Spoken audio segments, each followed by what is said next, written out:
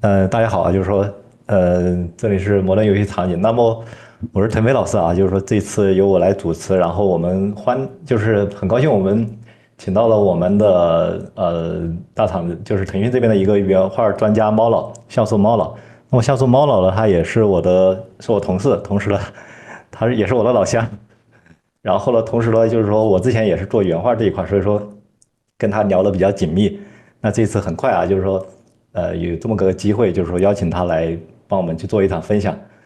啊，然后来具体来聊一下关于一些细节啊，或者说一些呈现，或者说一些审美方向的一些东西，好吧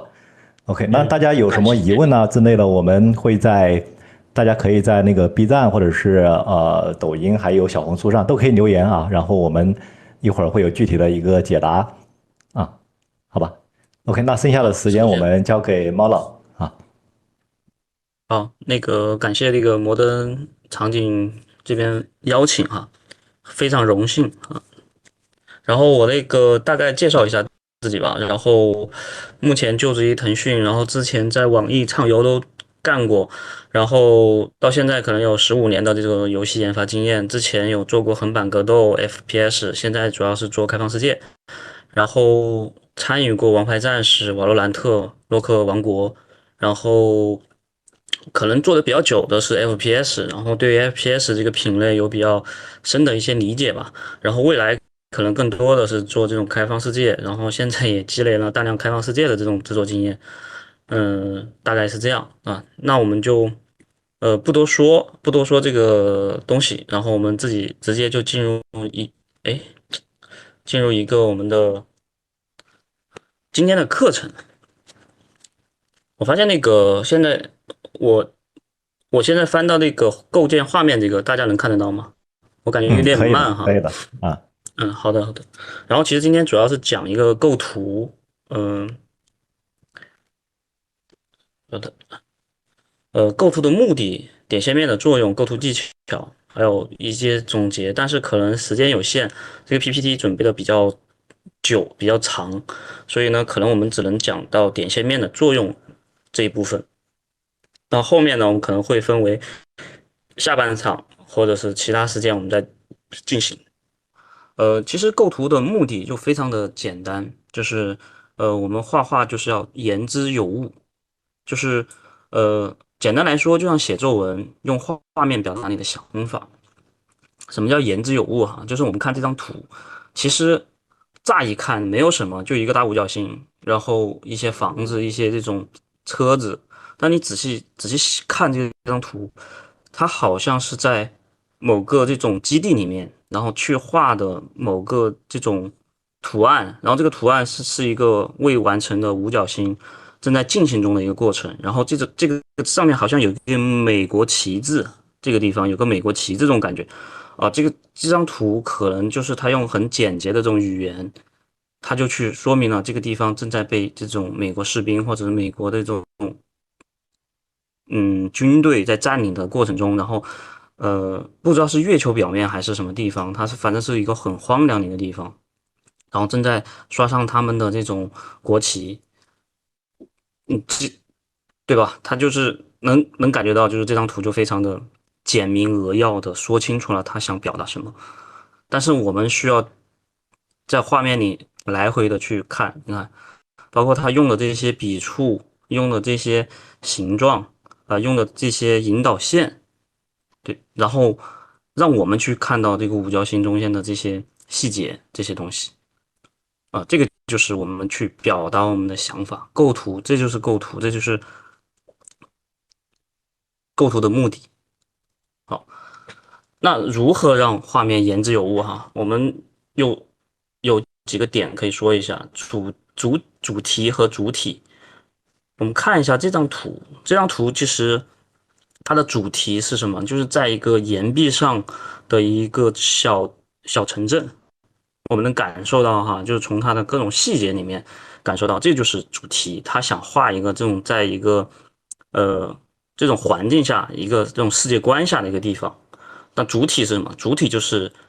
我们的画面的中心，它画面中心就是这个很亮的这个地方。然后在这个桥上，它有一个切到这个很明显的这种切光，对，平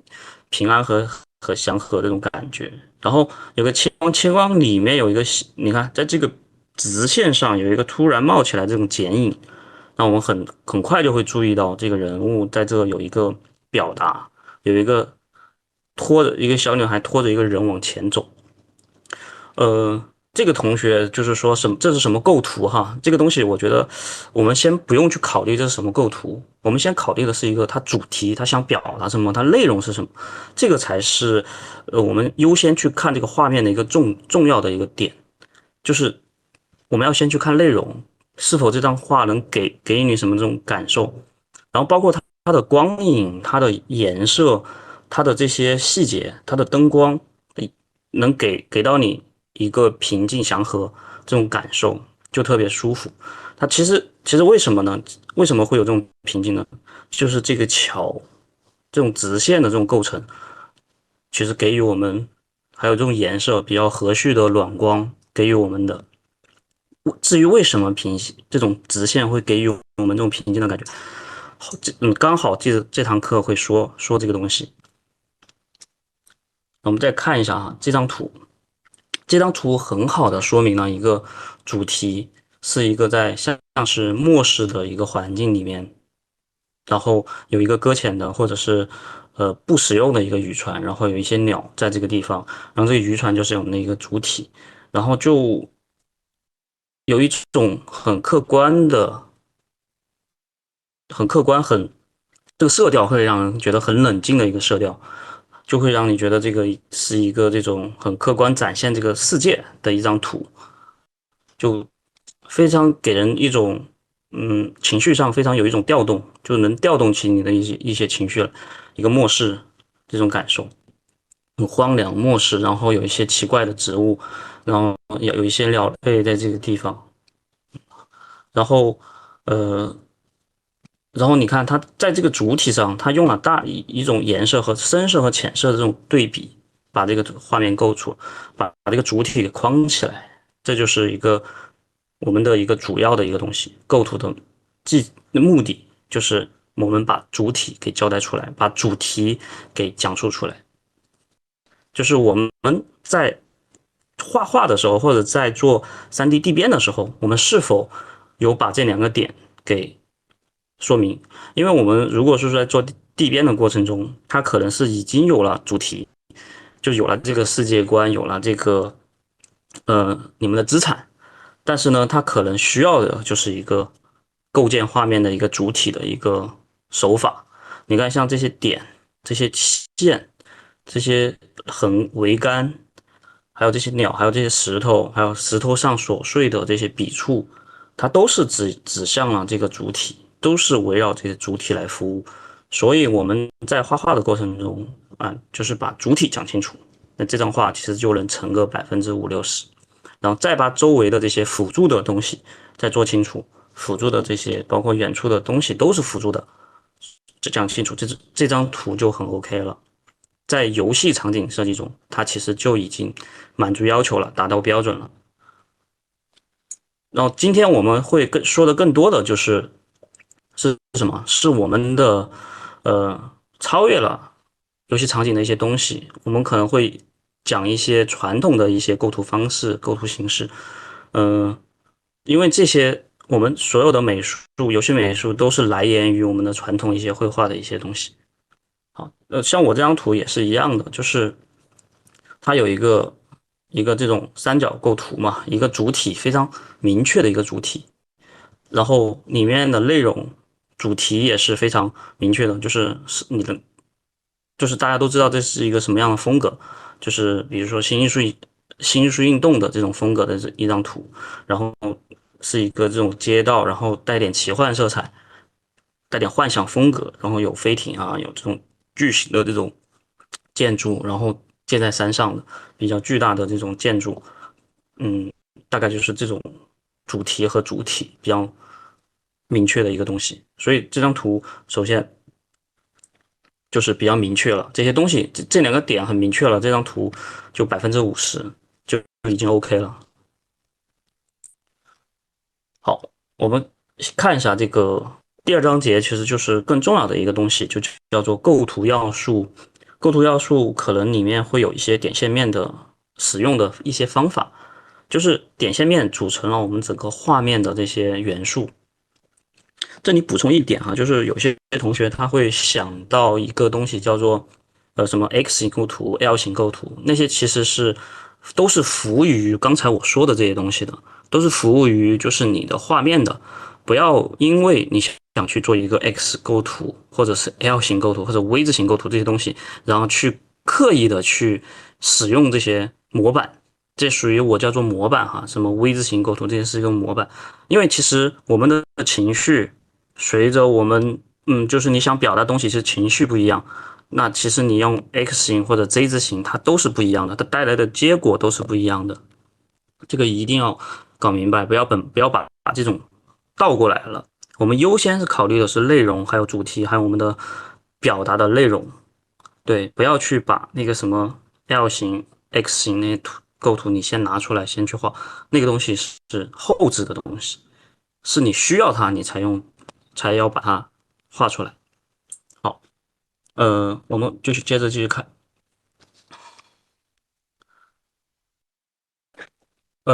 点线面哈，我们先看这张构图，这个是一个插图，这个插图是瓦罗兰特一张插图，然后它的这些东西，这些细小的这些点，这些装饰点哈，它也是构成这张画面的，包括这个 logo，它也是个点，它形成了一个点线面的一个结合的一个非常完整的一幅画面，即使它可能是一张海报图或者怎么样的图，它也是很讲究的一个构成的。比如像这个 V 字形哈，V 字形来了，这个面它就是一个面，然后在面里面它又做了很多切分，有线啊这些线速度线去引导向这个画面，然后这些画面呢又形成了一个聚焦的这种放射性的一个线，然后就又反映到这个主角的身上。然后在主角的周围又有这种平面的这种装饰感，去把这个画面给丰富起来，然后整个画面就感觉又潮又酷炫的感觉。就他的画的笔触用色非常潮，然后画面的这种排列分布也非常现代，也非常酷，就是整体就非常潮的一种感受，对吧？也是运用了把这些点线面运用的非常到位，但是它这个可能是比较平面的一张插图。那我们看，如果在一个空间里，它是怎么运用的点线面的？这张图你看，它首先把所有的内容压缩在画面上1/3，非常紧密、非常压抑的一个镜头，非常紧的一个镜头，下面很深。看到这种全是建筑，全是这种很深渊的一个地方，很峡谷的一个地方，然后能突出这个地方比较高，看到没？这些都是面，大面积的一个面，然后小面积的点集中在画面的上半部分，那这个就是一个叫做疏密对比，对吧？然后这些点呢，通过光去把这些几个点去引导向我们这些人群，这些有一些红色的点，然后这种不同跳动的点，然后引导向整个画面的这些，然后像这个星星，它这个你先可能眯着眼睛看的话，它就是一条什么一条线，然后引导向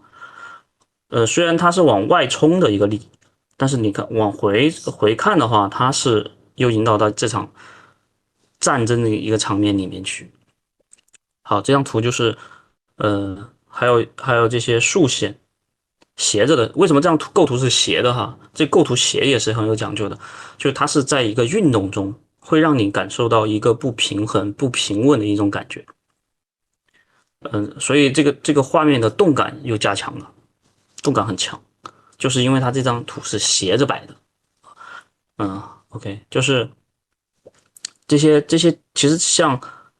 火光是作为一个点元素，包括像远处，你看远处的为什么会有这种亮晶晶的点？它也是第一起到丰富画面，第二也是一种引导，看没？我的眼睛会随着火光看，会想象这远处也是在发生同样的事情。这就是在交代一些画面之外的东西。他不画这些东西，不画的非常细，不画这些有些小人、有些点在这挣扎，没有画。但是从他火光来，他就已经达到他想要的目的了。像这些也是点，通过点去引导出这群人进来，就是很棒的一张作品。然后点呢，它的作用就是集中、闪动，给人流动感。什么，就是你能想到点里面能有的东西，它就是比如说一个点，它能产生一种灵动、跳跃的感觉还有一些聚散呀、起伏啊，就是你能想到点的那些词汇，你都可以把它用到画面中去。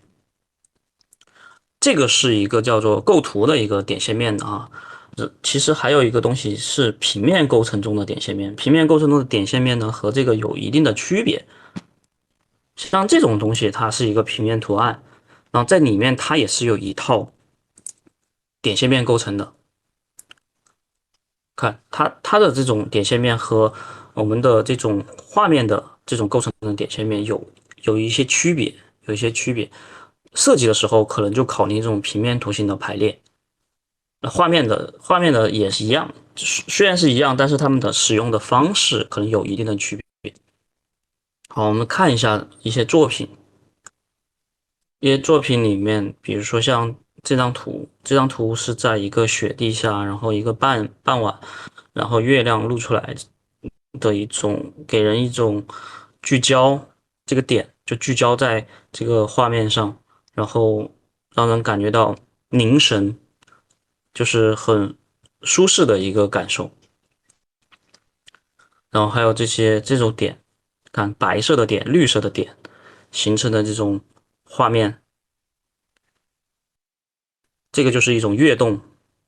节奏感、变化感，一种疏密对比感。但它也有线的，它这个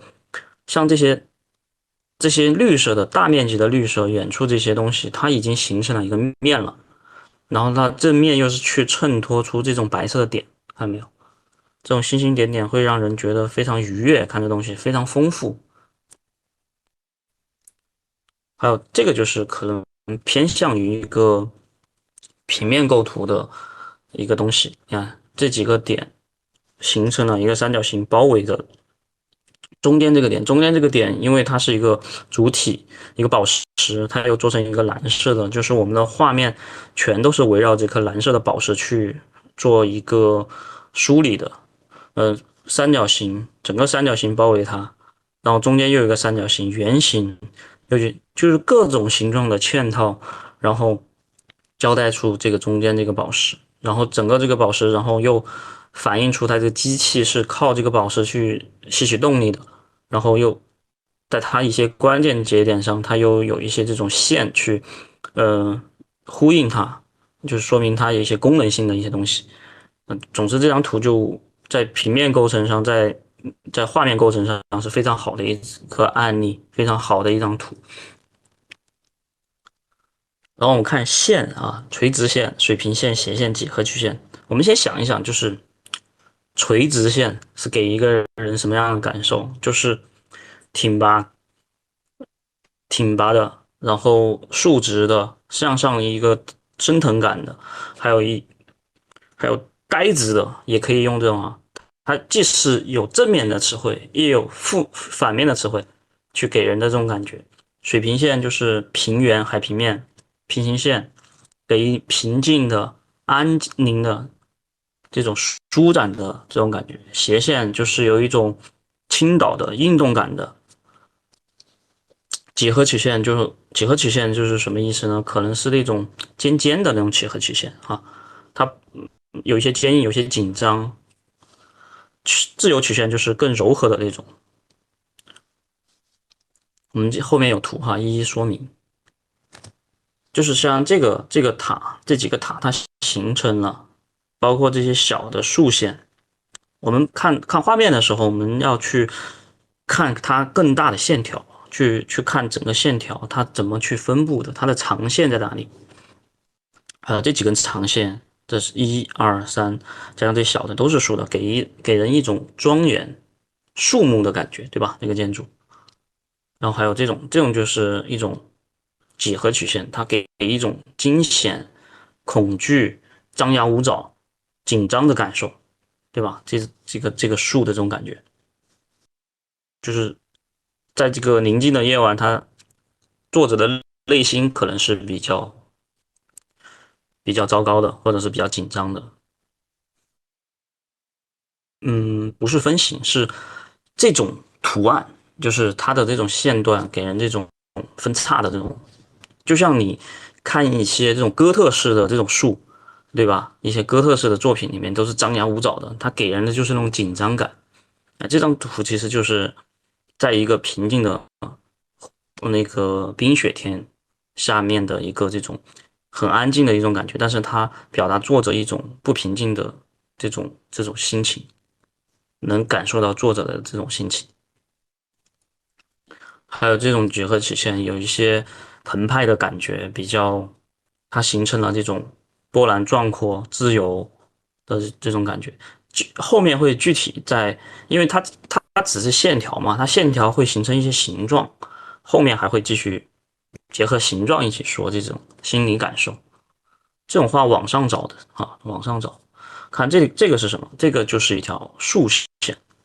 这几个钢铁这种机械感的这种建筑，给人感觉就是一种非常紧张、肃穆、庄严的一个地方，就是非常强烈的这种庄严感。还有这张图，这张图是《刺客信条》的里面一张图，然后你看前景的这些树，它也是很庄严的，然后包括建筑上的这个也是庄严的，很庄严的这种竖线，然后就让这张图非常的庄严，非常宏伟，非常正式，而且它的构图也是中间的这种一分为二的这种图，所以它还有对称感，看到没有？对称感，这个建筑也是对称感的，就让人感受到这个非常庄严、非常严肃的一张图，然后再加上它的点，看这些火星，火星的这些点去让画面丰富一下画面，强调一些故事性、引导性，然后进入这个塔里面，即将发生什么比较严重的事情，这种感受，这就是竖线给我们一些这种感受啊。还有这种军队拍照，你去看那些那个历史题材的这种油画，它的里面的一些照片，就是拍摄军队的或者是给军队画的油画，它都是以这种竖向构图去做的，这种垂直线去做的，这样会给人一种什么？就是庄严、严肃、挺拔这种感受。那不可能大家都坐着的话，就是另外一种感受了，对吧？就是坐着可能是方形更加呆板，或者是圆形更加的那种活跃，它就没有这种很肃穆严肃的感觉。然后平面形状就是一个面的这个说明。方形我们有几个形状哈，基础形嘛，一个方形、三角形、圆形，这是圆形。它们三种造型分别给人的感受是不一样的。其实我们为什么要说这个心理感受哈？因为我们画画就是在调动一种情绪，在调动别人就是看着的一种情绪，所以我们不同的形状、不同的线段、不同的点，它给人的情绪是不一样的。你想表达什么，你就用什么样的图形，这个是一个很核心的一个点。方形给人方正坚实的感觉，长方形给人平静威严。为什么我们还要平静？因为长方形的线有点像一个水平线，对吧？水平线。然后竖形给高挺吧，竖就是一个竖的长方形啊，它有点这个意思，有点像我们前面看到这个画面的这种意思，对吧？这种感觉。虽然它是圆形，但是你看不出来它的圆，它其实是竖条的。好，你看这种油画就是一个很方形的建筑，那这个方形给人的感受什么？就是很敦实，一个在雪天里，然后很敦实的一个方形，然后给人一种沉稳、敦实、憨厚的一种感觉，就是很可爱这个房子。然后它又很结实，又很温暖，然后这种红色呀，红色和这种冷蓝色做对比，给就是给人温暖的家的这种感受啊。啊，这种是三角形啊，这个是一个命运的一张图，它这个图形感非常强烈，它做了这种一个圆形和这个三角形做这种对比，然后这个三角形给人一种速度感，说明这个，呃，在说这个种族，这个是一个设定嘛，这个种族可能就是具备一定攻击性的这种，这种文明啊，这个撸啊撸的这个偏圆形的一种构图，圆形的这种圆盘呀，这种就是一层套一层的这种放射性，然后这个路放射性，然后呃嗯，平面构对，平这张我很，就是我可以参插一句，这张撸啊撸这张我很有，就是我很有记忆非常深刻，因为这张是苏瑞玛的一个，不知道大家玩不玩撸啊撸啊？苏瑞玛他是一个皇帝，所以说他会有一种威严的感觉啊，就是这张图给我第一眼就会很有那种威严的那种感觉，就是那个撸啊是撸里面那个角色，他就是那个苏瑞玛的一个皇帝的一个皮肤在这里，所以我感觉他的背景是很契合的。是的，它这张图给人无言的主要感受还是这种对称性，就它不像一些那种比较怎么说呢欢快的民主哈，一些欢快的民主或者那种部落性的民主，它就很自然。那这种东西它就很钢筋混凝土，然后又给人这种对称感，所以就有这种感受，而嗯。且有一定的这种神性在里面。虽然我不玩撸啊撸，我感受到它的神性。好，然后这张图的构成呢，就是一个三角形，看到没有？三角形是一个比较稳定的构图，会在大量的这种宗教画里面用到。然后这个圣母的整个外轮廓是一个三角形，然后包裹着这两个是婴儿，然后这婴儿呢，它就是白皮肤，然后又和这个深色的这个衣裳和底下的这个寸布形成这种对比，所以我们的眼睛一下就在这个画面中心，它的主体非常非常明确啊，其余的都是衬托，衣服是衬托，裤子上的这块布也是衬托，全都是衬托整个三个人的这种感受。好，这个是一个什么？这个是一个倒三角哈，倒三角。这张图也很有意思，就是你看这个少女，她眼神是往外看的，画面外有这种眼神，包括手扶在心脏上，是一个什么样的感觉？就是在想事情，对吧？她在想什么事情？可能这个两个是一个一看就是很调皮的两个小天使，可能给他说那个人很帅，或者是那个人看上他了，就是可能在思乡，在思春的一个情境吧。然后这个为什么用倒三角形？倒三角形就给予人这种不稳定的这种感觉，就是他这件事情还没有着落，所以这张图就很有意思，让人感觉到就是这很有可读性，很有意思，就在揣测这个少女到底在干嘛。她可能未来的这种爱情可能并不是那么稳妥，这种感受。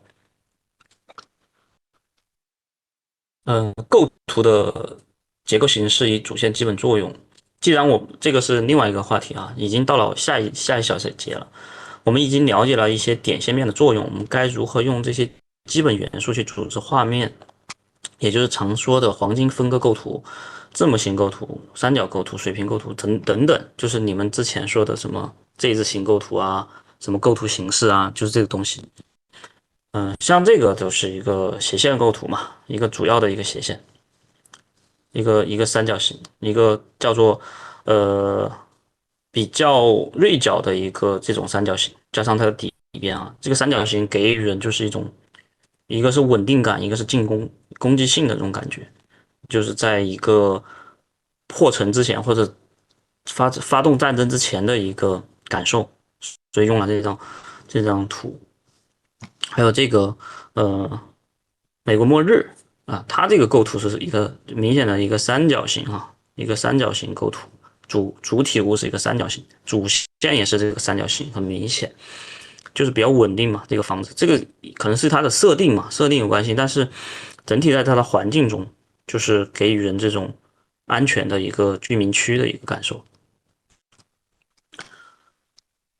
这些我就不读了哈，这些是一些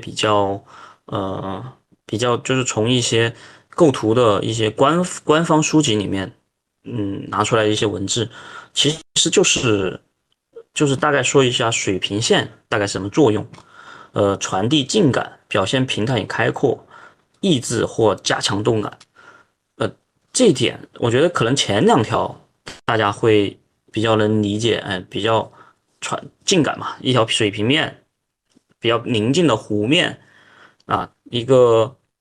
稻草就是铺满金黄色的那种那个稻草的海洋，它也是平的，绿油油的也是平的，就给人一种平静的这种心理感受。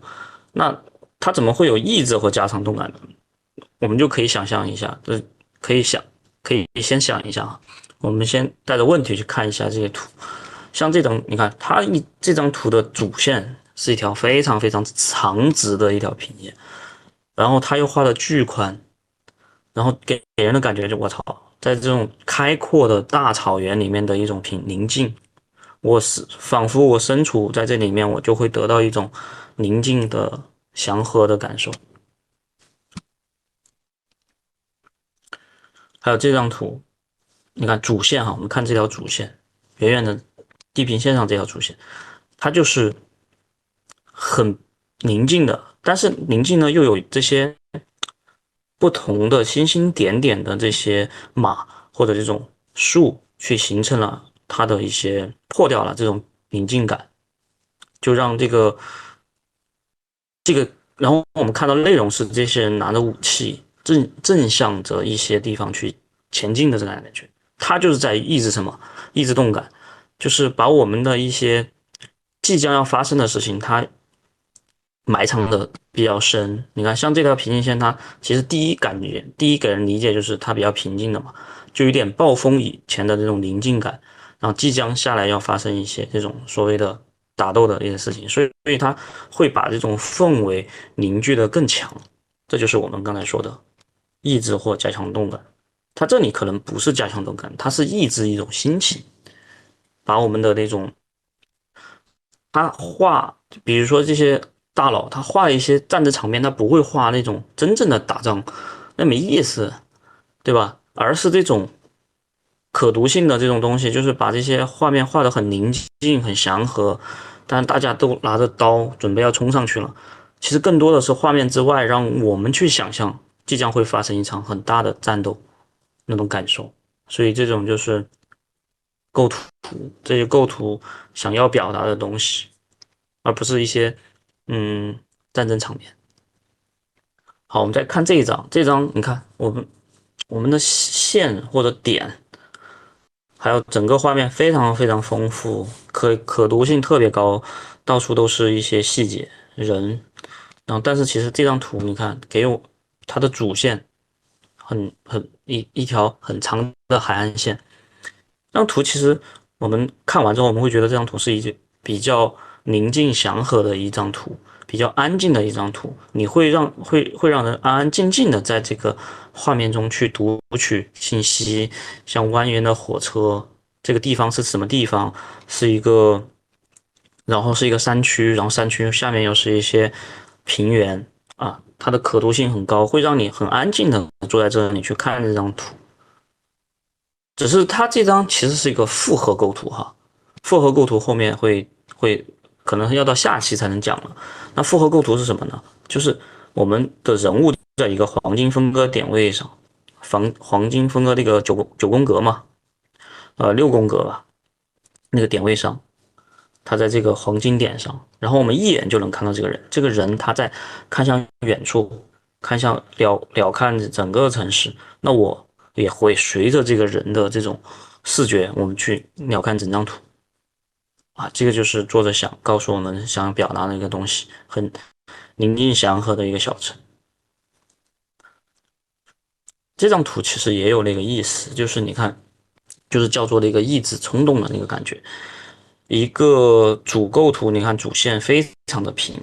非常非常平，远处这条主线非常平。然后呢，里面会有很多这种军队在集结，然后领导这种军官在阅兵，也是即将要打仗了，即将要去呃开拔了那种感受，对吧？也是在抑制一个，在一个就是暴风雨前的那种宁静感受。哎，垂直线呢？好，垂直线就是哎，莫老高，这边有同哎学提问，哎，穿插一下，啊，有同学提问，他说好好，多图都是，比如说上一张图，他说好多图都是近暗远亮，然后这种是有什么说法吗？就是近处暗，远处亮这嗯，种是有什么说法吗？好多这种场景原画图。这个东西其实首先也是我们的处理的一种手法，近处暗，远处亮，或者近处亮，远处暗都没有关系。它为了衬托主体，你看我为什么要这个地方？你看我强对比的地方是在哪？在这个人物身上，对不对？在这个尖尖上，在这个画面的正中心，这个人物，他这个人物首先是暗的，然后为了突出它，我把地面画亮。甚至我可能给一束光，给到这个前面，就是云层中画出一束光来，给到这个前面，让人物衬托出亮来。这个是我们的一个布置，其实没有所谓的一切什么光影，什么前暗后亮，什么前亮后暗，都是为了画面服务，都你可以去设计的，对的，这是都是为了你可以去主体。设计的，对，没有固定的规律。比如说像这些石头啊，我也可以画亮，中间画暗嘛，对吧？它也有这样的石头，偏白的石头嘛，嗯。这个是我为了画面怎么都行。嗯、你看它远处，按理说它远处不应该这么灰暗吗？它就是为了突出中间这一块的，对吧？中间这一块的阅兵的这种感受，远处就虚过去了。我们叫虚过去，叫弱对比。我们不强调远处的这种画面，不去强调远处的元素，我们就强调中间。你看强对比是在哪？在全景，在前中景这一块强对比。你包括像这些人物，这个铠甲的人物，他和前景也是融在一起的，它是一个弱对比，没那么强。然后中间这个人才是强对比，所以他交代的画面主体是中间这一块这个人，这个是我们的主体物。但是整体画面哈，整体画面构图嘛，他就想要你表达什么嘛？除了主体明确，它叫主题嘛。那主题就是打仗之前的一个开把的一个心理感受，就是内容。所以刚才那个同学就是最早提问题有个同学他说那个构图形式是什么？所以我们先不说构图形式，就是说整张图的内容是什么，他要表达一个什么，可能要先考虑这个，然后再慢慢拆解。他是因为这些给到他这种感受的。好，我们继续嘛。然后垂直线就是刚才已经说过了，跟竖线是类似的，垂直主线，这就是垂直主线。还有我们刚才几张图都是垂直主线，给人庄严肃穆。它这个为什么是庄严肃穆？需要给人庄严肃穆感觉。就这个地方就是他们一个比较神圣的一个地方，比较比较有那种宗教仪式感的那种地方，所以就很严肃啊，就需要做这种构图啊。这种构成图，这种构成感受，就是给人一种很庄严、很肃穆、很神性的感觉，所以就需要这种构图去画。以后你们做这种比较庄严神圣的地方，就是要么对称构图，要么竖向构图，这样很快就能达到我们想要的目的。这包括这个也是，对吧？都是竖线的竖向构图，柱子加上这个高大的人物，他拿着长枪的这种竖向，包括这种阵列的这些灯，都给人一种庄严的感受，神性。然后我要好好聊一下这张图。这张图是沙金特的一张作品。嗯、讲一下背景哈，背景就是讲他去到他朋友家，然后他朋友家里面有几个小孩儿，几个小孩儿分别处在不同的时期。然后比如像你看像这个前景的这个红衣服的小孩，他们还有花瓶，还有墙壁，还有后面隐藏在画面中这两个小孩，还有远处的这个花瓶，它其实是个什么？是一个竖向构图，看到没？为什么他要画一个竖向构图？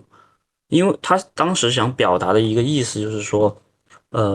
我这两个小孩，这三个站着的小孩，他其实慢慢的已经形成了一种很教条的那种感受，很呆板，很教条，很按照家里人说的东西去做事，然后他可能就是想，然后前景那个小孩子又是个三角形，又是一个坐在地上的，又又是坐在地上，它又不是那种三角形是什么？三角形有点不稳定嘛，不是不稳定，是在这个里面它就是一个和有别于它这个区别的一个形状，一个三角形，一个稳定的三角形，然后竖线和这个对比出来，然后这说明这个坐在地上的这个小孩，他是一个未来，他他不是站着，他是坐着，他是抱着娃娃，他有这种童真在里面，他有一个天真浪漫，还有很多和他姐姐们不一样的这种未来在里面，充满着不同的这种可能，充满着未知，对吧？那这几个可能就你看，有一些含蓄，有些呆直，有些那种很正式、很像一个手背着，然后很严肃。他可能就希望坐在地上这个小孩有一些这种不一样的未来，不要和他姐姐们一样，有这样就是很那种一个意识在里面。就是其实这些意义哈，其实查资料他有就是看到了他这个背景，就是说了这个东西，但是我从他的构图中，就是竖向这个构图中，就更能体会到那个萨金特他的用意，他的想要表达的一个意义。对，还有斜线与倾斜线，斜线呢就是不稳定嘛，对吧？呃，我们记住不稳定其实就够了。好像这张是一个山坡上。然后我们能看得到，就是强对比的人物在这种地方，在这个画面的一个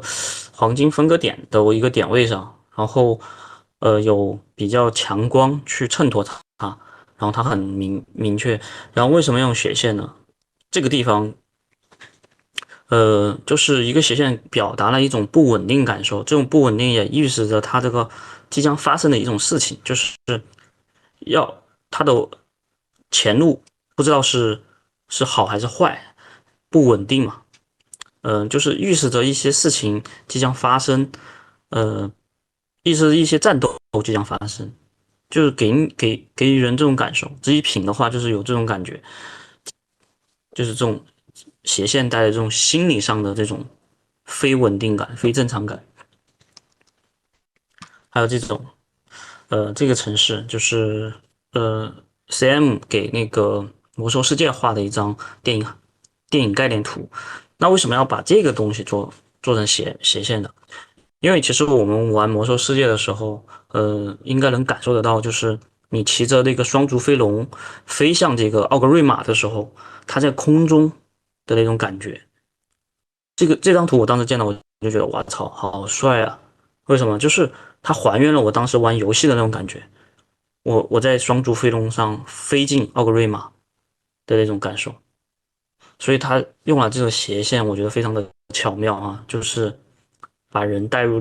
在空中那种感受。因为他半空中画的，如果我画太直了，其实这张图就不太好看。把这个图摆斜之后，反而有一种动感在里面，非常能抓住别人的心理哈。这就是大佬顶级大佬的能力，还有这种整个画面我们看是倾斜的啊，这些主线条都是倾斜的。就这张图就是打斗嘛，打斗就是要倾斜嘛，一张商业图吧，对吧？一张商业图就是要那种动感，就是要打斗，就是要画面这种不稳定感，成功了，非常成功。就感觉这个画面非常的生动，动态非常强，嗯，这是斜线。还有像这种图，这种图首先我们能感觉得到哈，它又有竖线又有斜线，那其实这种是一种复合构图。偏复合一点构图。其实为什么要说这张图，就是我会觉得它这个斜线构图，也用的非常的好。我们在一个山上哈，从它画面内容来看，它是在一个山坡上，一个像是一个比较高海拔的地方，它建立了这种特别巨大的巨型的这种人工造物。我们会觉得这个种族会非常的厉害，就能说明这个种族它能在这种山上去建成这种高大的这种人类奇迹，说明这个种族非常的强大，也能克服了很多这种困难去营造这种地方，能感觉就是这个种族非常的呃除了强大之外，也有那种很坚韧不拔那种精神。就是这种构图加这种，其实有些国内的一些原画大佬，他也画过类似的构图，也在这种加了这种房子，他其实也有这种类似的感受，坚韧不拔啊，自由曲线，S 型啊、Z 型啊，都是还有比较凌乱的啊曲线，还有这种 S 型的曲线啊，给人就是这种很灵动、生动性很强。这个画面包括你看线非常的多，S 型，整个 S 型，然后无疑就是在衬托画面主体嘛。然后但是这个画面里面就非常弯弯绕绕，很灵动，很灵动，很有韵律感，对吧？百看不厌。嗯，这种山，这种山就是海滨，海滨的很喜欢，因为海滨给人的就是这种很灵动的感觉。它也只是还原了这种灵动的感觉。其实从构图上，比如说像它的这种对比啊，呃，从就是整个主线的，就给人这种海滨的这种欢乐的这种氛围，比较自由自在的这种感觉。还有这个也是，这个也是一个 S 型，就是从画面的一个主体上前景有明显的一个这种引导线回到我们的这个城堡中，然后画面远处是一条平平直的线，但是这条平直的线被这两棵树看没给切开了。像这个你们说的 V 字形啊，有点像那个 V 字形构图，V 字形构图。但是呢，其实在 V 字形这个构图中，它主要是做了这两条线做了一个引导，引导向我们这个你看为什么要做引导？就是这里面可能发生火灾了，有很大的烟，这个烟把这个物体衬托的非常强烈，然后前景的人物都回看到这个城堡，然后它应该是表达了什么东西？表达了一个叫做一个可能历史典故吧，一个画面，但是呢，它前景用了这种 S 型的路线，表现的这种情绪啊，给人就是弯弯绕绕，就是前路迷茫、前路漫漫的那种感受。可能可能当时这个画师画这幅画的时候，也想说明就是这个宗教或者是这件事情给这些未来这些人的未来有一种迷茫感，就是我们的家园被烧毁了，然后这个宗教怎么样啊？这种迷茫感，所以 S 型它也有这种负面的那种情绪。好，圆形，圆形呢就是聚拢啊，或者是动荡啊。我们直接看图吧。这个其实圆形它其实也，我们能想到圆形的一些圆满、围绕这种情绪都可以去，好直接说图。像这个你看，所有的它的主线哈，很排列重复的围绕着这个主体物，围绕着主体物。然后在 CM 都非常擅长画这种巨型的场面，这种巨型的场面给人的感觉就是非常的那种，呃，通过什么呢？通过它的这个可能有20分之一，比如说这个图，它这个地平线在这个地方，它的舞台在压得非常非常下面，主体在画面的可能1/5的一个位置，对吧？为什么呢？就是让整个这种画面的压迫感非常强烈，然后压迫所有的目光都聚集在这个厉害的这个舞者的身上，然后所有的这种曲线围绕着这个中心，所有的观众聚焦在他的身上，哇操，形成了一个巨大的这种压迫感。它巨大的压迫感就是通过这些无数的人的眼睛，还有这种环形围绕，无处不在的围绕着他，给予人的这张图的一种压迫感、聚焦感，然后说明这个人可能是一个就是非常厉害的一个舞者，然后正在演，就是就在跳舞吧，然后非常吸引人注意，就是能感觉这个人很强，对吧？感觉整个画面是凝固了，都这一瞬间都在看向画面的中心，非常屌。然后我们再看一下这张图，这张图很难，其实很难发现它是一个什么圆形构图，对吧？其实我们要看一些它的光，还有它的一些引导线。我们看它的主线啊，这些石头顺着我鼠标看，然后这些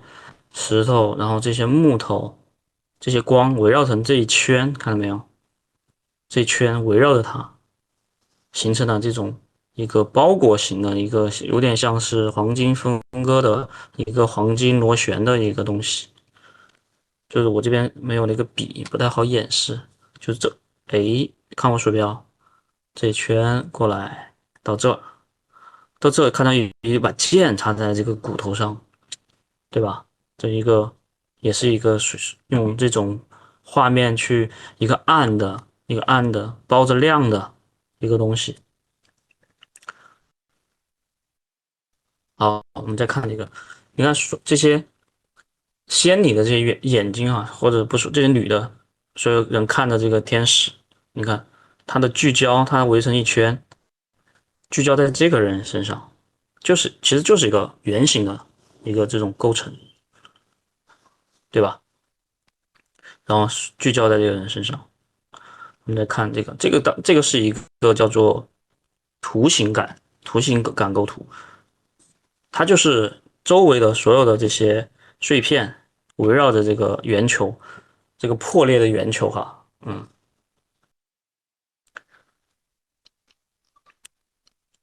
图形感非常强。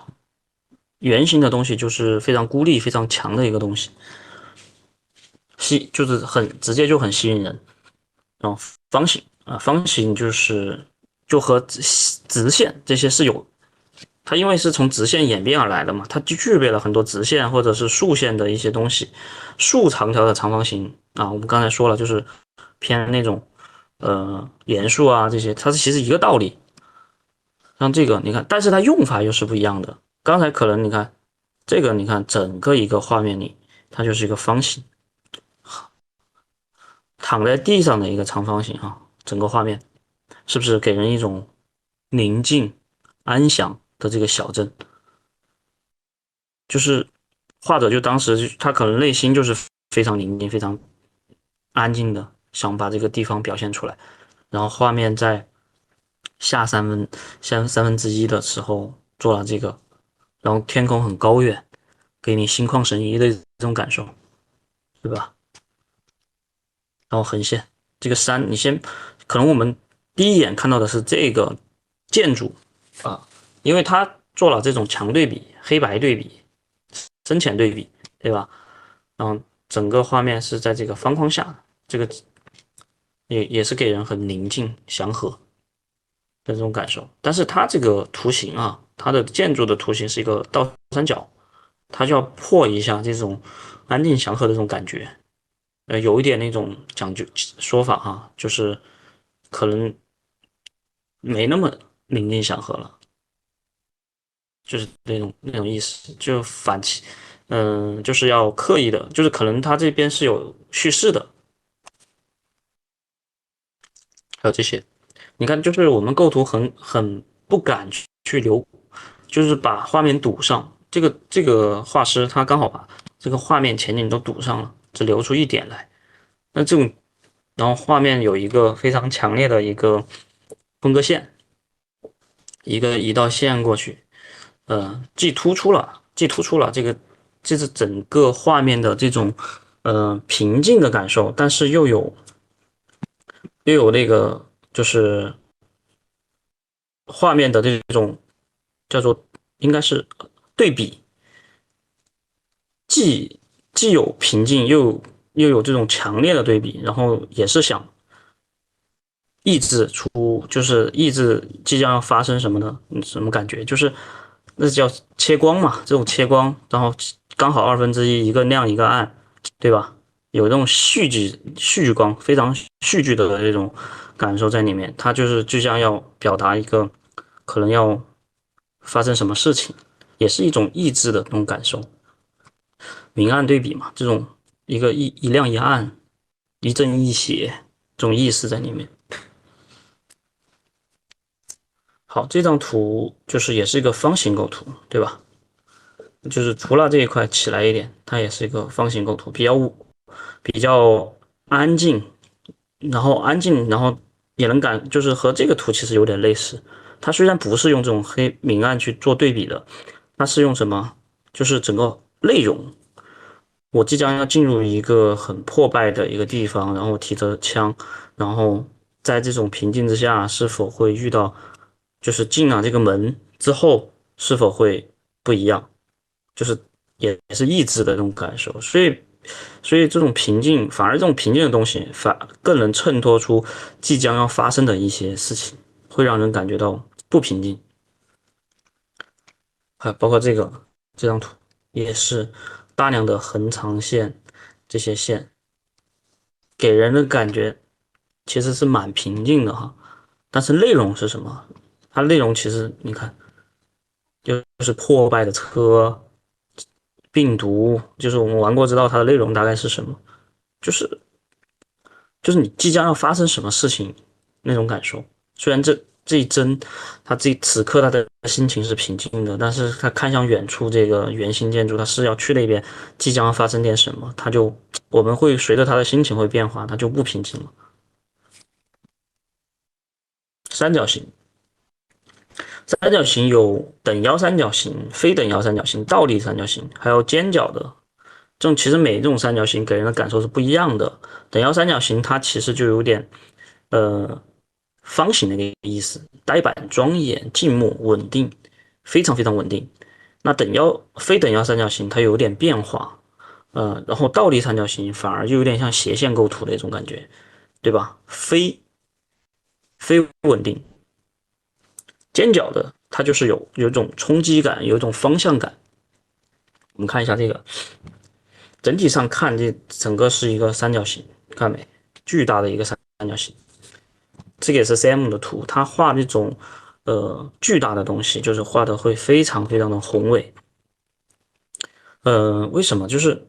他会把这种图形感利用到极致，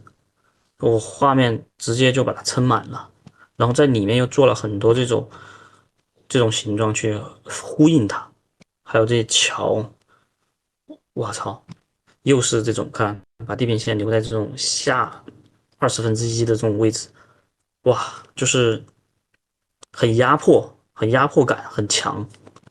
然后所以这个东西感觉到它是个巨大无比的一个一个一个地方，然后它又很稳定嘛，对吧？一个三角形，又让人看着很放心、很稳定、很安全，不会倒下来那种感受。当然这个也是城堡或者山给予人类的这种直觉的一个反射。山嘛，就是很稳定嘛，房子嘛，古时候的房子建的也是那种三角形的，也是给人稳定的感觉。所以三角形的这种心理特征的映射就是这种稳定安全，这种也是，对吧？三，这就不多说了。但这张构图呢，就是一个偏三角形构图，这个就是一个很明显的一个倒三角，而且它是斜着的倒三角，这个三角要倒掉了，这三角要倒掉了。呃，这三角倒掉了，第一个感受是，这个画面是欢快的，是在打闹的，是在嬉戏当中的，对吧？然后那个你看，这个妖精的这个鹿妖这个身上啊，它有一些这个暗色和这个前景这些仙女的身上形成的这种明显的这种对比，然后他们的这种前后的这种力，就是这个人要倒掉了，但是又被他拉着往前冲，所以整个画面给人的感觉就是非常有动感，很那种力又很均衡又很协调。然后这个就是倒三角的一个那种感受，但是这个三角它没有给人很倒下去的感觉，它反而是有一种很均衡的感觉，因为这两个仙女她拉着这个人往前走，所以刚好达到一个画面的平衡。其实，其实我们做画面的时候就是要有一个均衡感，其实能达到这种均衡感，就是一个比较好的一张图，一个比较好的这种审美感受的一张图。三角构图啊，不用多说，这个高的机械一个仰视，这个整个画面的线拉出来就是一个三角构成，非常稳定。然后，但是它是一种斜线的，看没有？它是一个斜的一个三角构图，又给人一种不稳定的感觉，不稳定，然后有个方向感，然后往前冲的那种感受，就是有冲击的感觉。这个其实就是透视线构图，透视线构图怎么样？我们举个例子哈，就向构图中心的引导，一个是透视线构图，一个是视觉引导。就比如像这张图，你看所有的线，人的眼睛，人的眼睛，山的线，几个山的线都冲向了一个点，就是我们画面的这个黄金分割线的一个位置一个点，这个就是一个叫做突出重点的一个引导，对吧？就是我们人可以通过这个去看，然后像这个也是，这个是什么？我们看这，首先我们这种画面它很明确的直接交代了它的这个对比，就人物在哪，然后他做了一个强对比，看到没有？这个非常简单粗暴，但是呢，它这张图是把人物放在了上三分之一，想一下上三分之一，它其实有大部分下面的内容需要我们去观察。那它是通过什么引导呢？通过这些光点，看到没有？我们随着这些光点往后移，慢慢的就看到，哎，这些墓碑，这些那个石头，一些那种这些石碑什么的。所以我们它首先强引导了一个东西，一个光影很简单粗暴的，但是它会慢慢的通过这些点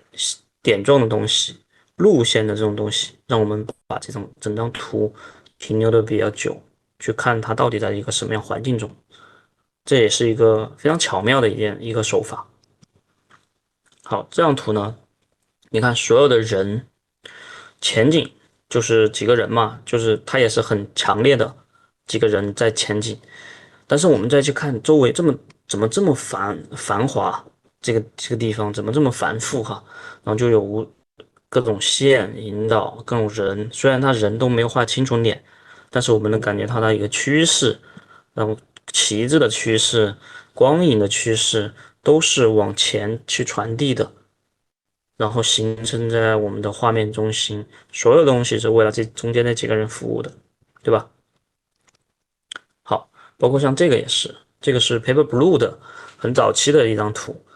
它画的东西呢，就是我们能感受到它是有一些机器人，你看，但是它放射的这些炮弹、这些导弹、这些喷气的东西，全都向画面中心去引导。向这个去引导去做。你看，像这些拉长之后，向中间这个飞机去引导，这个就是一些用线或者用透视线去引导。这张就是透视很明显的一个透视线的引导。我们把透视线聚焦在大概这个我鼠标滑的这个地方，所有的视线都聚焦于在这边，但是呢，它是在这个前进，所以你会感觉这个画面的趋势非常非常重，然后重点中间又有一个看点，就停留在中间这一块，这就是一个透视线，就是画城市很多时候就用了透视线这种构图。哎，好，猫老这边打断一下，好，我们已经讲了1个多小时了，然后可能要注意控制一下时间，我们可以回答一轮同学们的提问，怎么样？好，行的，行的，好的，好的，好的。要不这样，就然后大家是对，嗯，我要不这样，就是后面的内容其实还有很多，那我们分为下次来讲。然后也可以了。本我先回，次猫老对对，啊我先回答你讲。问题吧。嗯，好的，好的。对，本次猫呢也是准备了很多很多干货啊，非常的干。那我们有些同学的提问呢，大家可以在弹窗里面敲一下啊，就是然后我们来看一下一些同学们的一些本次的一些提问。那第一个呢，就是我们先来看一下第一位同学。那第一位同学呢，好，就是说是目前是一位场景原画岗位，已经工作了1到3年。然后他的提问是：场景原画有必要转地编吗？或者职业发展的机会哪边更好？难度怎么样？对于这两个岗位来讲的话，这两个岗位，一个其实，嗯，从纯做游戏来说，我觉得都没有什么区别，就是都需要设计的一个岗位。然后，我先说一下场景原画岗位吧，它要求的是一个创造能力，一个设计能力，然后你要做到精通也是相对来说比较难一些的。但是还有一点就是说，你要转地编的话，其实是看你自己的喜欢。我自己的感觉就是你自己喜欢。如果你真的很喜欢做地编的话，你自己可以去转的。但是就是比如说地编呢，它嗯、地编我感觉其实它也设计性也是非常重要的。它其实，对在开放世界里面，它是占主导的一个地位。它甚至有些东西，它是在反推一些原画去做设计。对，这一点我这个看，很有感，很有感受。对对对，这个因为我们场景原画，它可能画的东西它是概念的、概括性的东西。比如说我画一个城市，我可能画几平这个城市的某个角落，然后我根据这些角落的一些东西，然后去拆成一些若干的建筑，然后通过地编同学去摆放出来。但是在这个过程中，可能需要地编发挥很多这种主观能动性去摆一些细节的东西，所以，所以我觉得这个东西看个人喜好。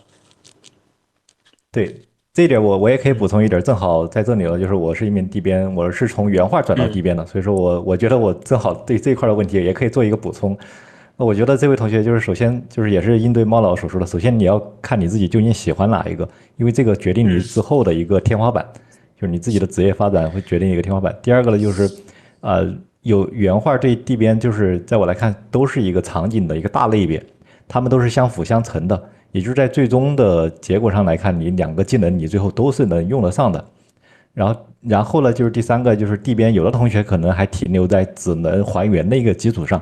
那你从一个资深走到专家岗，或者是想在这个岗位上发展的更久的话，你是要有自己的一个设计能力了。你是要能够把嗯，原画的概念进行落地，并且发挥的比原画更好，就把原画的想法给表达出来。这些都需要一些很深厚的一些设计功底，同时要求你的你的地边的工具项或者是地边的这些所有的这些基础项都是没问题了，你才能去达到那个高度。是的，OK，嗯，好，我们来看一下第二个问题。第二个问题是一名场景原画，场景原画岗位目前工作是5到10年了。然后他的问题是，你认为对5到10年，这已经应该是一名资深原画了啊。就是他的提问是，你认为一个优秀的场景原画师，除了产出高质量的设计图除了产出高质量的设计图，对整个项目最大的一个价值体现应该在哪里？解决项目难题。我觉得作为一个游戏原画师哈，他不仅仅是要出好看的图，他是要帮助项目解决一些就是攻坚的一些难题，就是要推动一些事情去做。就可能你更多需要的是关注项目需要哪些东西，就比如说，你作为某个场景它可能提升不了效果，你要想这个效果应该是从什么样的手，应该从哪些方面要去提升，可能要从 TA 方面去提升，可能要从你的设计能力上去提升，可能要从地边上去提升，你要去综合的去想这个问题，而不是光把自己的画画好，你是要去解决更多这种项目中的难题。这一点，我们其实做研发岗位应该很有这个体现，就是一开始我们其实都是在做手头的活儿，但是你做到后对，面，其实你推动的事情会越来越多，越来越多，不只是手头的东西，你还涉及到管理上的东西，涉及到其他人手头的活儿，或者是整个的项目的品质，就是你的能力在提升，你的责任也会越大。我是嗯，我是这么样一个感受啊。我总结一句话吧，就是你要有自己的思维能力，就是你要学，就要自己去思考这个东西该怎么去推进。其实就你开始想这个问题之后，你就会有很多的方法。嗯，就是好，我不光是画画，我不是一个画画的，我就是一个帮助项目解决问题的一个人。嗯，就不要一直觉得自己是一个画画的，其实我们能做比画画做的更多的多的事情。好的。好，OK，那这里还嗯，有第三个提问，是一名在校生，然后目前是还没开始工作，然后问是原画师转地编最大的优势是什么？最迫切需要补充的核心技能，应该是目前很多原画同学可能对地编比较感兴趣吧，应该是，就是这是的，这一点，对猫老有补充吗？这一点，原画转我地大概说一编最大的优下吧，势是什么？就是嗯原画师的最大优势就是他的设计能力和他的审美能力。就是有些原画师，因为他的设计能力比较好，他的对画面把控的能力比较好，他可能摆出来的东西是比较好玩的，比较有意思的。他会在意疏密对比，会在意这种呃多少就是多与少的对比，会很注意这种对比关系。所以就是这个就是他的优势就是他的审美能力还有他的设计能力是在线的。最需要补充的核心技能和知识，就是还是这些常识性的东西，还是这些嗯认知方面的事情。就是客观世界的规律啊，这些东西，就是知识是需要一直去学习的，不要就是觉得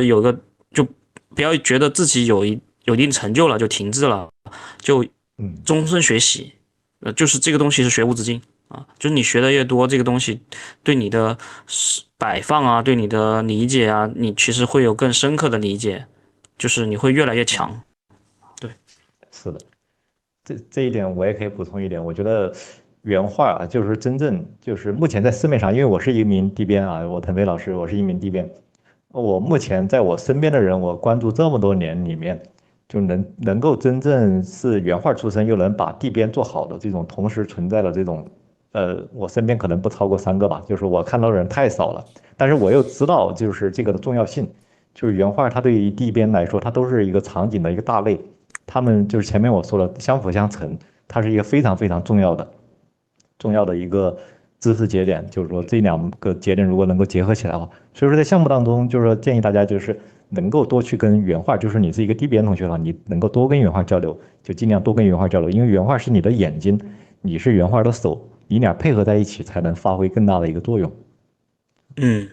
这个非常非常对。我现在在公司就是和地边同学走得非常近的，就经常会在聊一些他们需要什么，然后我能做些什么的这种事情。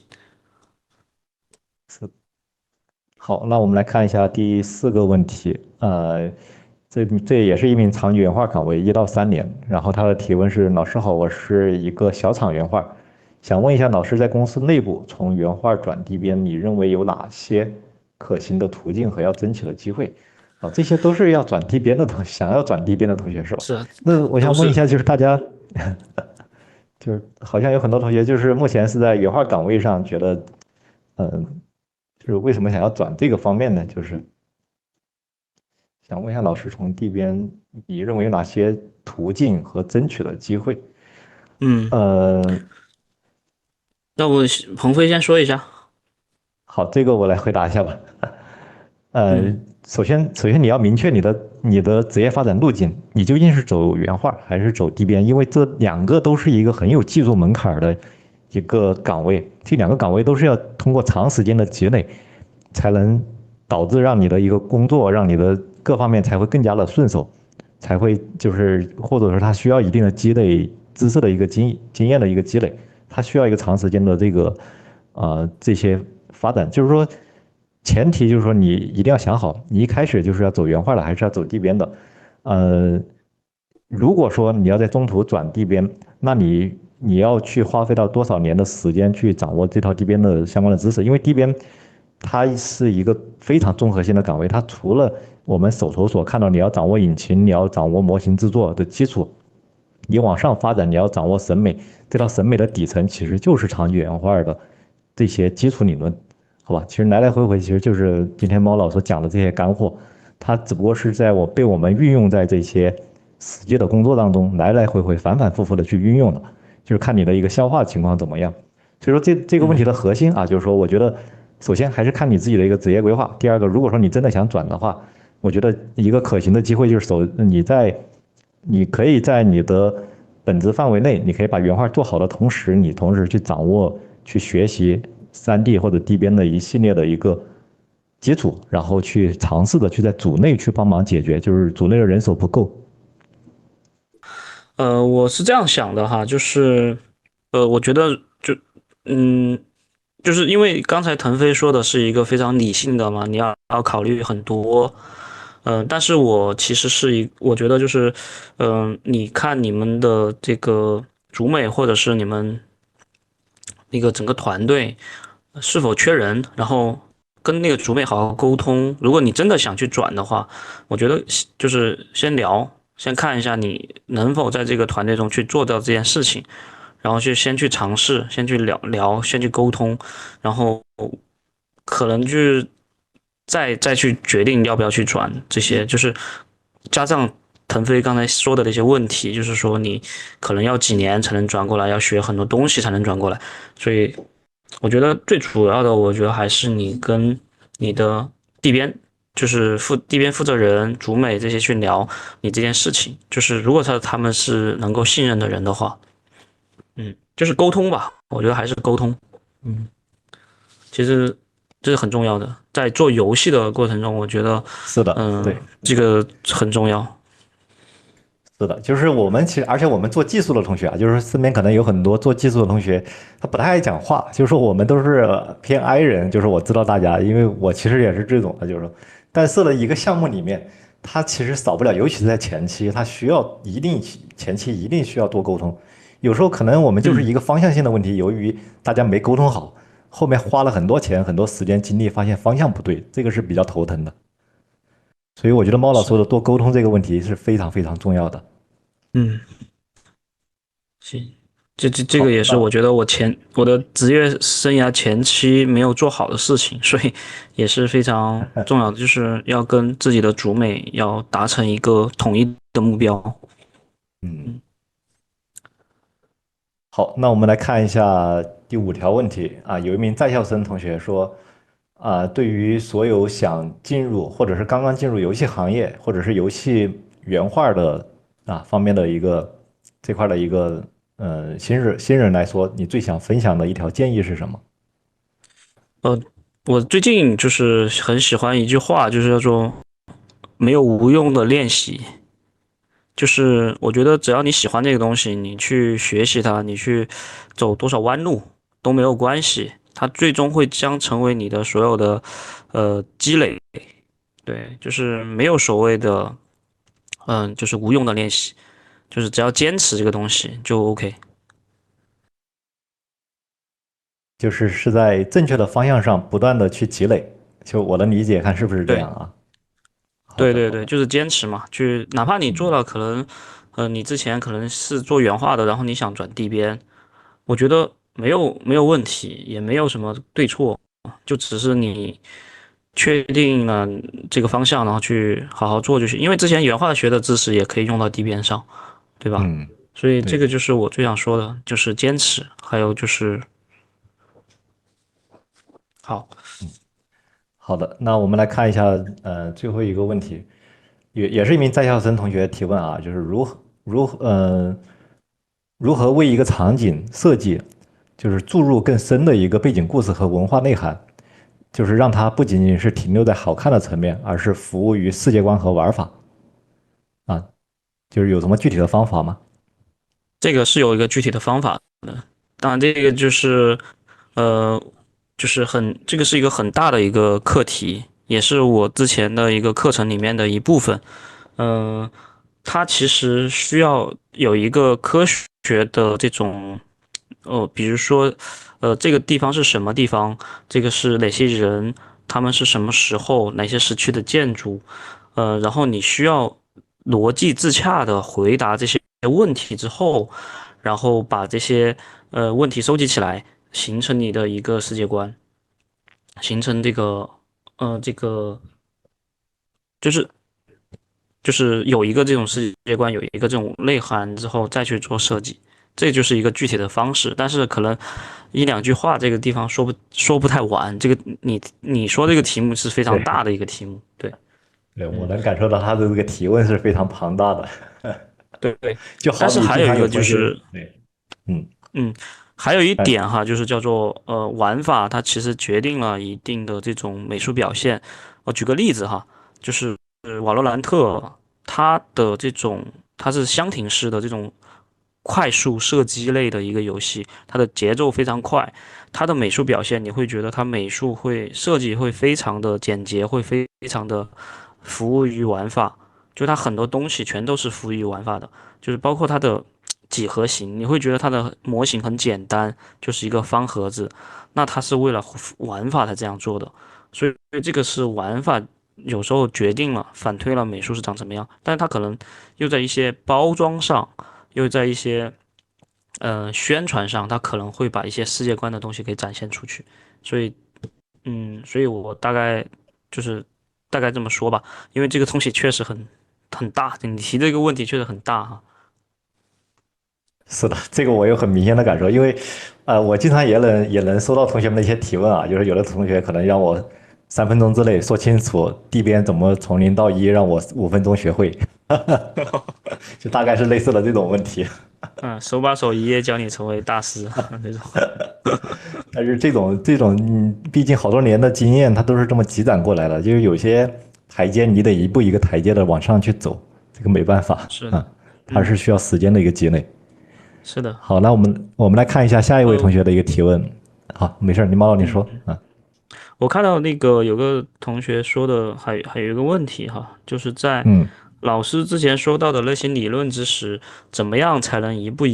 的运用到自己的画面中啊？这个问题我先回答一下啊，因为我刚才看见了。是嗯这样的，就是我刚才说的一些理论知识，你需要的是你的每一张画，就是你把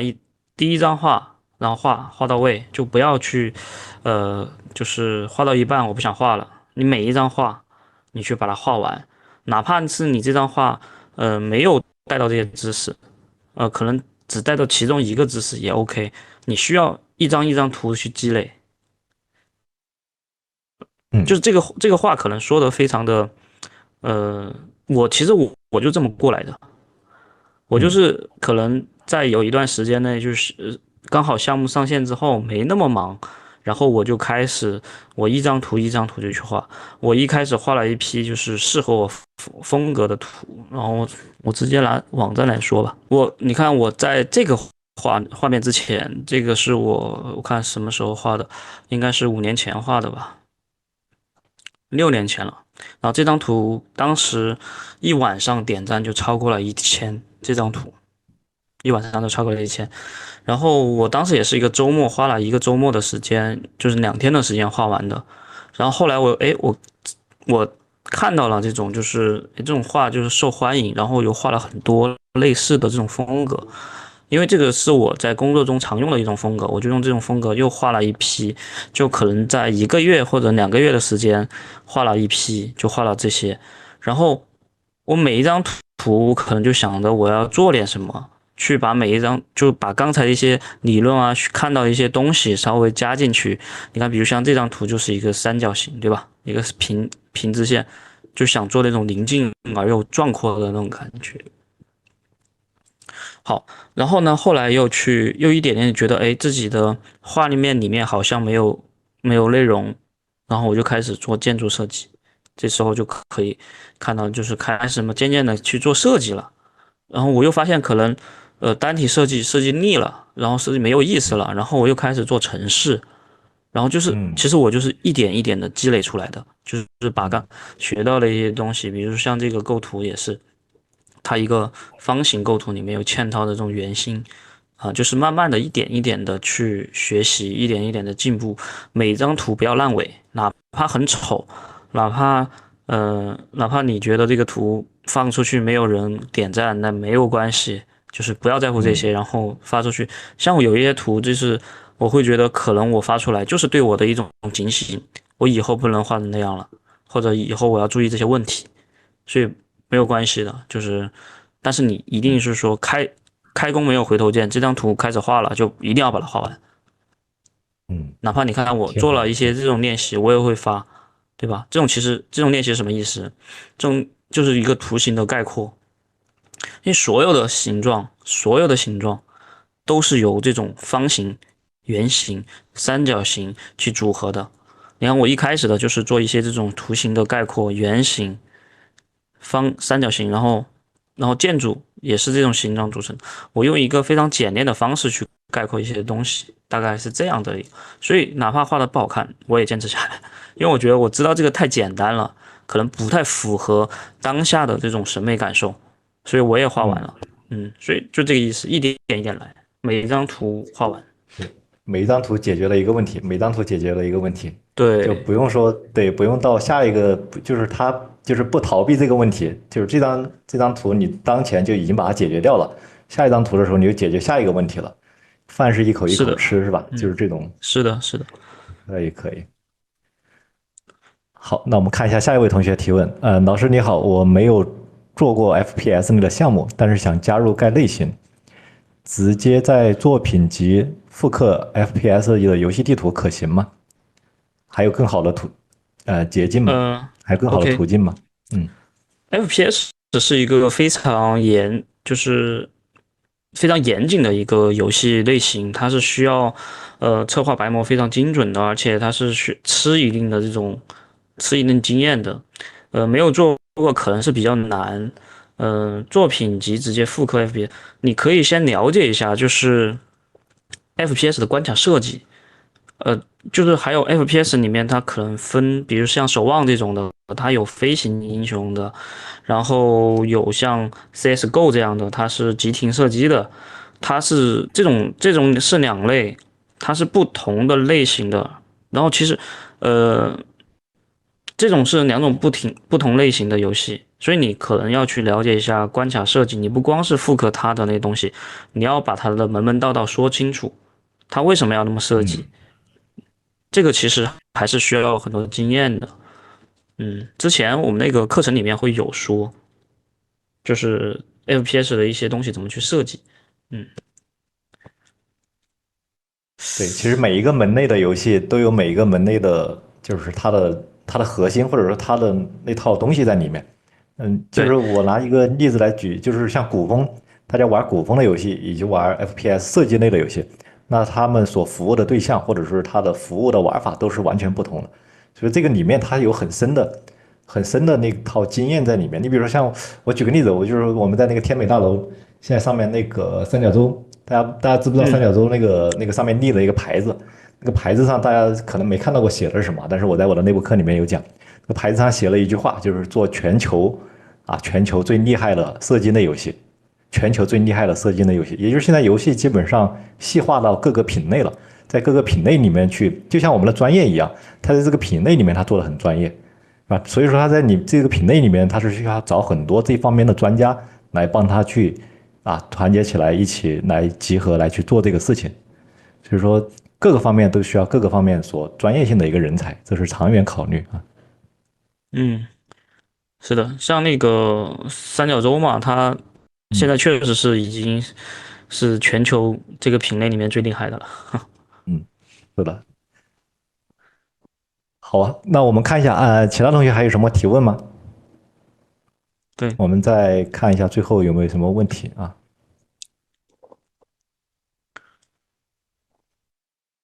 我看到抖音那边平台有一位同学提问啊，就是主播，我想问一下，游戏 UI 和游戏动画哪个加班更狠？游戏 都很 UI 和游都很狠。戏动画，就从我这几年观察下来哈，就是游戏动画呢，它作为游戏一个主体承载，那游戏嗯，动作嘛，主体承载，它其实是压力蛮大的。但是是的，但是如果是那种很简单的那种休闲游戏，可能就还好。但是作为一个动作游戏，它就是一嗯，个核心。是的，当然，我是希望你们去能学到核心的东西。比如说，如果你是一个动作设计师，那你就应该去做动作游戏，那个这个你才能学到真正的东西。如嗯果你是一个就是呃 UI，那其实 UI 其实现在它都很忙，因为现在是手游时代，它很多东西都很吃整个 UI 的整个概念的东西。UI 很讲究什么叫高概念的一个东西，就是前期进行一套预言设计。其实它加班也很多，加班也很多。加班到10点是很正常的事情。嗯，整个行业其实都是这样啊，我觉得应该对。对整个亚洲地区吧，我觉得应该是亚洲地区都是卷，这个没办法啊。嗯，这边还有一个问题哈，老师在外包从模型转岗到地边，还有机会能进研发吗？方向是这样的。我说一下我现在的一个感受，就是如果你有一定的地边作品，然后你来投简历，你不要嫌它是正岗还是词岗，